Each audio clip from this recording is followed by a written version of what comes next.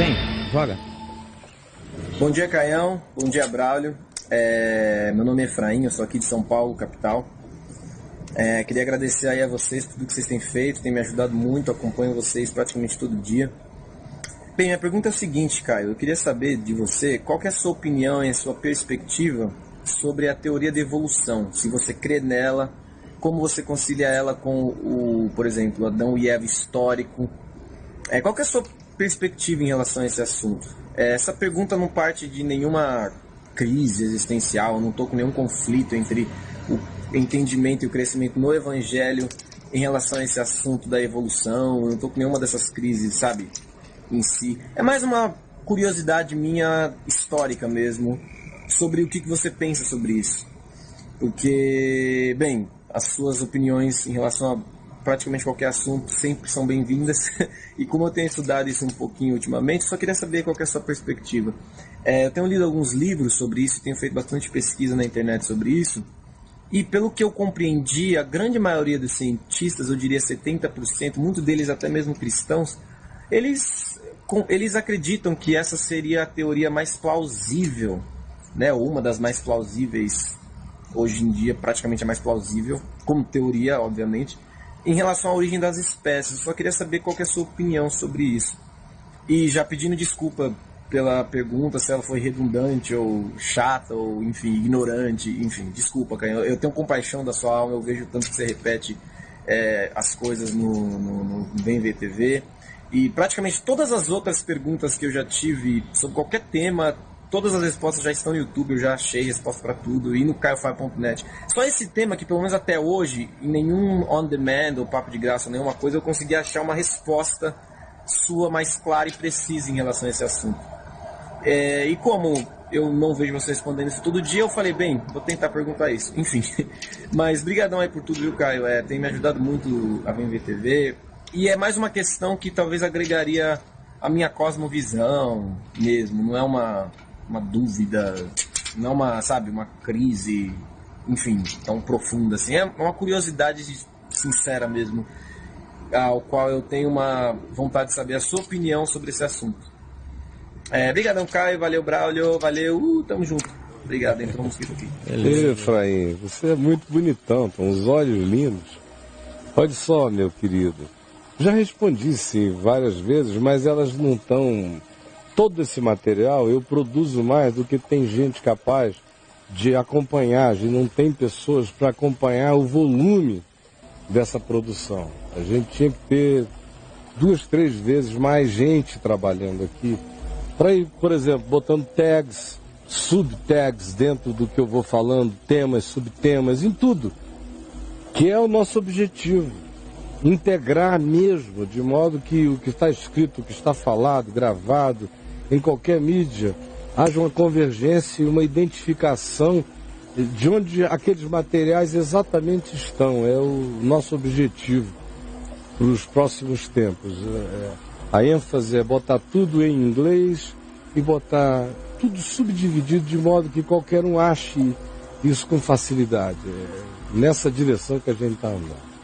Mas respondendo a sua pergunta, Efraim, eu creio que tanto o texto bíblico quanto a observação humana em relação ao processo da criação são comuns, são bem convergentes entre si.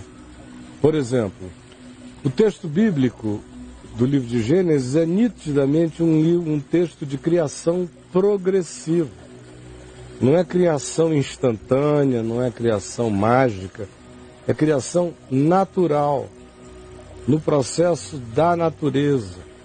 É isso que se quer dizer por tarde de manhã o primeiro dia, tarde de manhã o segundo dia. E não se está falando, portanto, do dia de 24 horas. Se está falando de um dia de aion, de tempo, de processo. E o texto, é claro, quando diz, durante esse processo, o que aconteceu foi isto.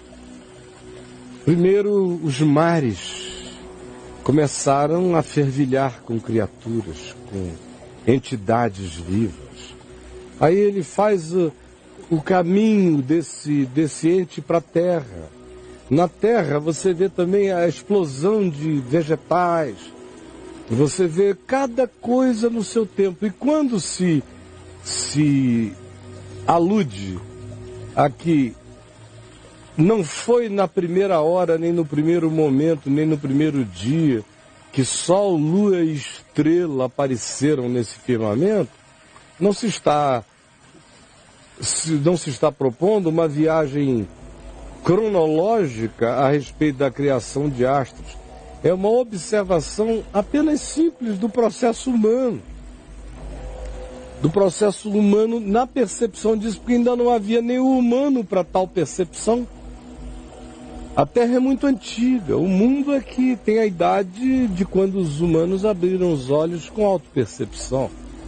Aí começa o mundo.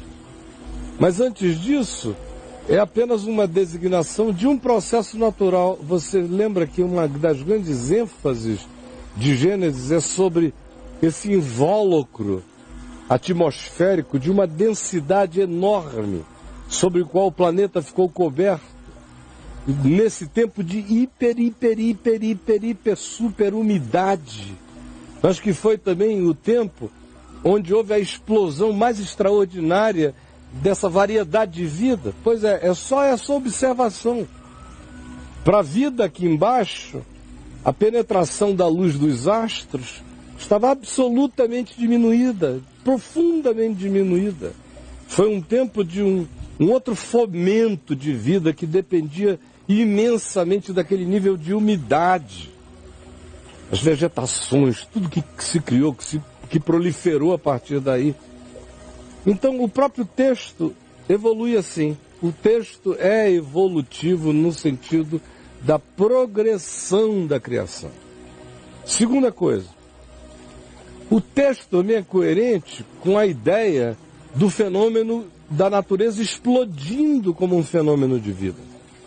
Porque você lê aí em Gênesis, o que está dito é Deus dizendo: apareça, surjam nos mares, apareça na terra, produza a terra, produzam as águas, os mares. É uma produção do fenômeno. A única criatura desse processo que é descrita numa perspectiva de uma intervenção mais direta, mais pessoal, mais tópica, mais exclusiva, é a criatura humana. Formou Deus o homem do pó da terra. O processo anterior inteiro é progressivo na descrição, é de um dia para o outro, de um aeon para outro, de uma era para outra. Descreve o fenômeno conforme aconteceu na fenomenologia da natureza no planeta e atribui à terra, aos elementos, à água, a tudo que existe, à conjunção de gases, de fenômenos, de tudo. O laboratório estava criado, o laboratório estava aqui com todas as riquezas, todas as condições, exatamente no lugar espacial que poderia estar, cada vez se sabe mais disso. Um pouquinho mais próxima do Sol, a Terra ficaria inviável. Um pouquinho mais afastada, absolutamente inviável. Próxima, torrar-se-ia tudo. Afastada, congelar-se-ia tudo. Ela está no ponto. O dia de 24 horas é perfeito para o fluxo das dinâmicas que nós temos no planeta, para o tamanho do planeta. Todo pronto, um laboratório de vida. E o Criador diz: produza. Produza. Ele evoca os fenômenos. Fenômenos sejam. Fenômenos. E os fenômenos vão se intercalando, se interconectando. A criatura humana é que é o ente diferente nesse processo. Aí você diz: então você realmente crê que Deus pegou, juntou argila, barro e fez o homem, soprou nas narinas? Poderia, eu não tenho nenhum problema em crer em nada. Eu digo que Jesus ressuscitou Lázaro de entre os mortos. Lázaro vem para fora. Mas chegar e dizer, Adão, aparece, também dá no mesmo. Isso não é um problema para mim, eu sou um homem de fé. Não é um problema de fé para mim, nunca foi nem será. É só uma descrição fenomenológica.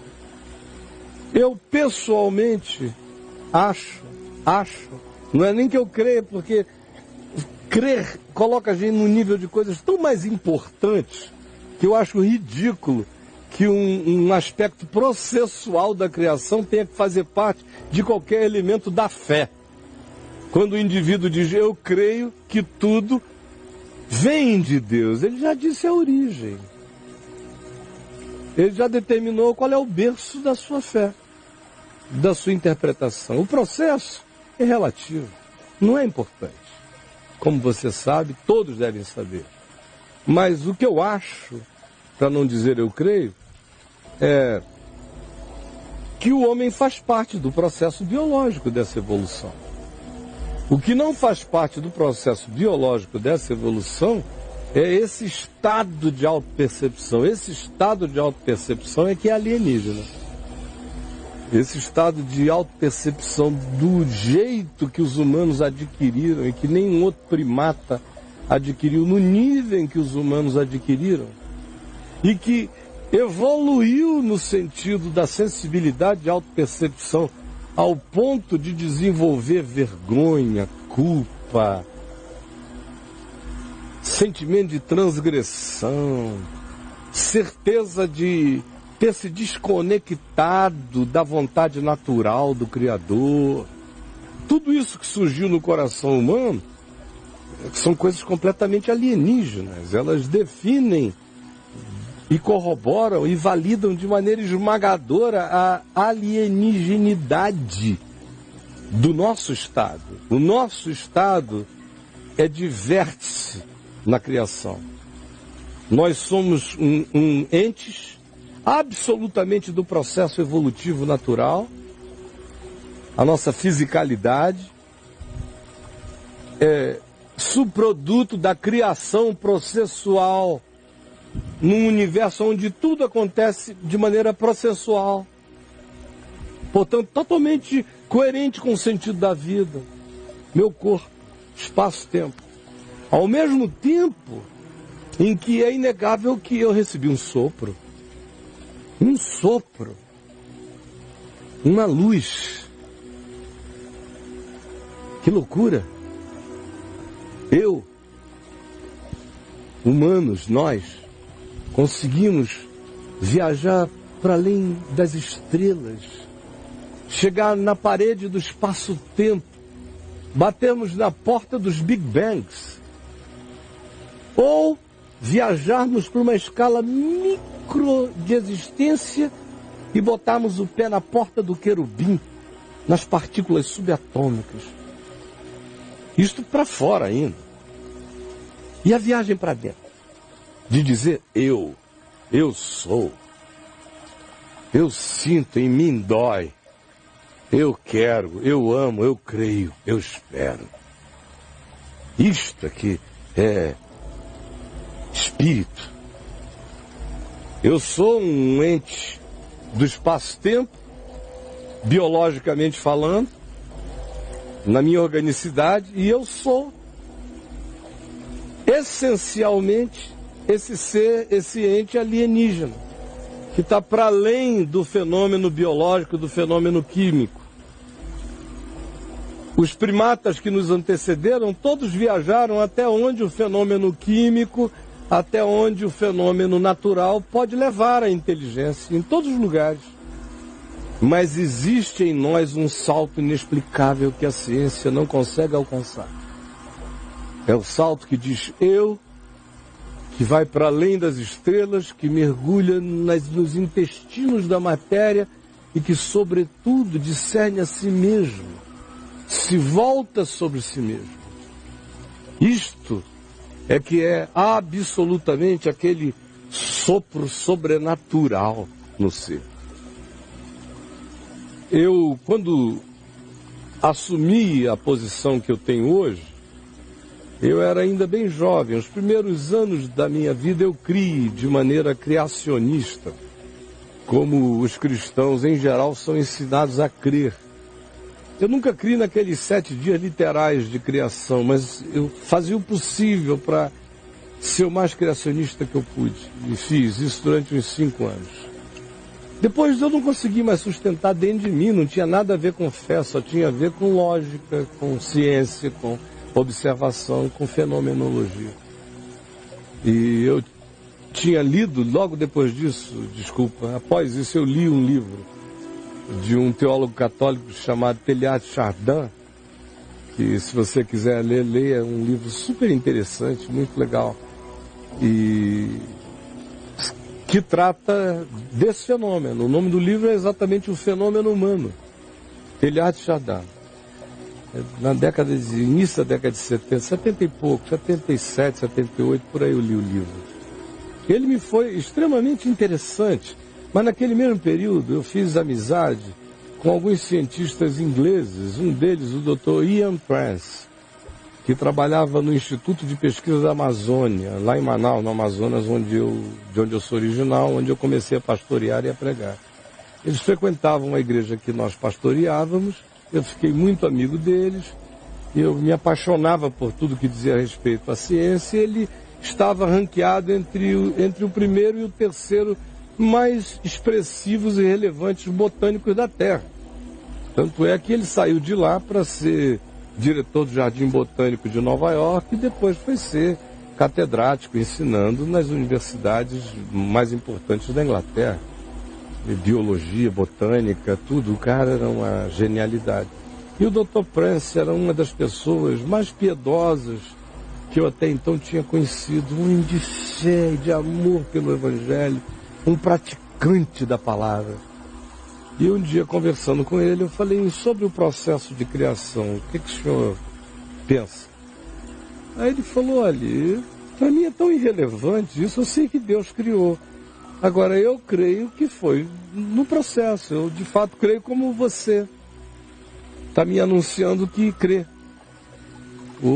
Como você percebe, eu venho de uma cultura, ele diz, que é a cultura da Igreja da Inglaterra, aonde a ideia da teoria da evolução surgiu, e é um lugar que trabalhou essa questão melhor no mundo cristão do que a maior parte dos outros ambientes cristãos que desenvolveram as teorias criacionistas, muito pequenas, muito estreitas, muito dogmáticas. Então, pela minha própria criação, já cresci aberto para isso. Pelo meu encaminhamento científico, é isso que eu vejo. Pela minha leitura da Escritura, é isso que eu percebo. De modo que eu sempre andei totalmente pacificado nessa área. Você vê que esse é um assunto sobre o qual eu falo pouco, porque eu acho que a irrelevância dele para qualquer questão de fé é absoluta.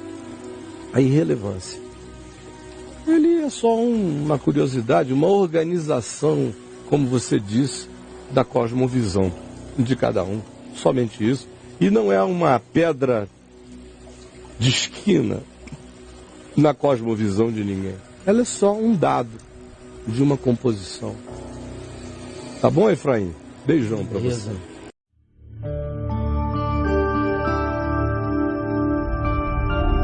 Vem IVTV, o canal é você.